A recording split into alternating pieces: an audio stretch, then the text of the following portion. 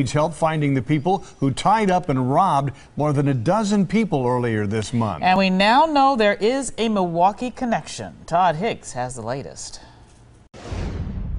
Mystery still surrounds what happened in this home almost 2 weeks ago after a family reunion turns into a terrifying home invasion. This is a home where men, women, and children were terrorized Labor Day weekend. These are great families in a well-kept home with great children that have been traumatized by this event. Those farm workers were enjoying a day off when masked gunmen stormed the house and robbed them.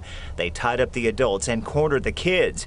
Sheriff Todd Hicks tells me this was no random act. This may be a situation where someone knew these families were there and maybe knew they had some valuable watches and jewelry. Officials just released the sketches of the suspects. This man may be one of the robbers, and the sheriff says this man may have cased the home ahead of time. Nails tells me they found a trail of items a gunman didn't want in ditches like this, clues that led them directly south. Sheriff, you believe there is a connection to Milwaukee?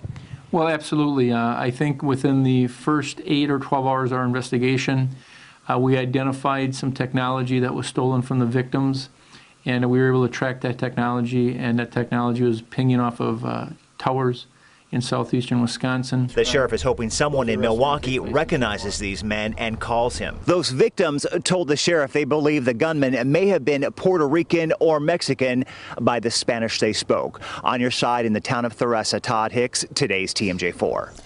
And here is another look at the suspect sketches. If you happen to recognize either of these men, please call the Dodge County Sheriff's Department.